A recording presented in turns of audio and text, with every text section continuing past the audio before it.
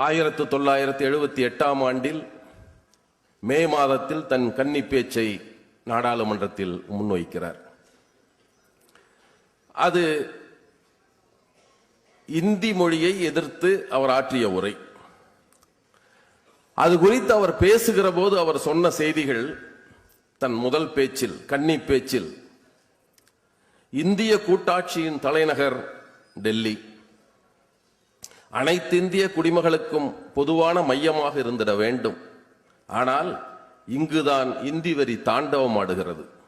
இந்த போக்கை தடுத்து நிறுத்தாவிடில் இந்திய நாட்டின் ஒற்றுமைக்கும் ஒருமைப்பாட்டுக்கும் பெருங்கேடு நேர்ந்துவிடும். இந்தி மொழியை நீங்கள் திணித்தால் தூங்குகிற வேங்கை புலிகளை உசுப்பிவிடும் பேராபத்தை சந்திப்பீர்கள் என்று எச்சரிக்கிறேன். இது தொடக்கத்தில் முதல் நாளில் அவர் பேசியது.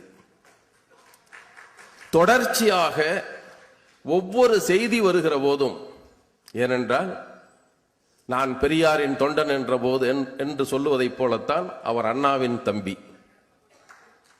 நாங்கள் பிரிவினையை கைவிட்டு விட்டோம், ஆனால் பிரிவினைக்கான காரணங்கள் அப்படியே இருக்கிறது என்று சொன்னார்.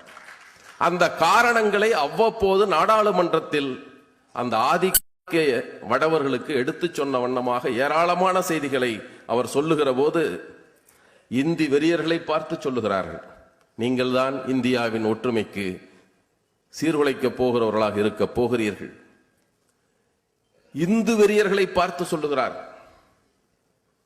உங்களுடைய இந்து வெறிதான் இந்தியாவின் ஒருமைப்பாட்டுக்கு தீங்கு விளைவிக்கும்.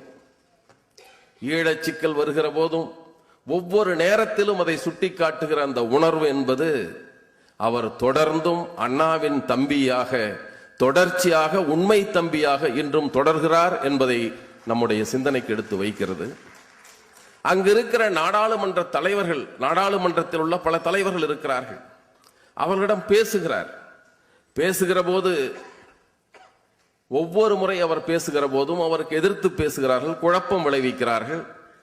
அவர் அரசியல் சட்டத்திற்கு அதிகாரபூர்வமான இந்தி மொழிபெயர்ப்பு வெளியிட வேண்டும் என்று ஒரு முறை விவாதம் வருகிறது மாநிலங்களவையில். வரலாற்றிலிருந்து சொல்லுகிறார், எழுதப்பட்ட போதே இந்தியிலும் எழுதப்பட்டது, ஆனால் அதை வெளியிடவில்லை. அதற்கு பின்னால் பல கட்டங்கள் வந்த போதும் அது நிறைவேற்றப்படவில்லை. இப்போது ஏன் துடிக்கிறீர்கள்? எதிர்த்து பேசுகிறார். வாதங்களின் இறுதியில் அவருக்கு அதை வாக்கெடுப்புக்கு விடுகிறார்கள். அந்த வாக்கெடுப்பில் 169 பேர் இந்தி மொழியில் அரசியல் சட்டத்தை வெளியிடுவதை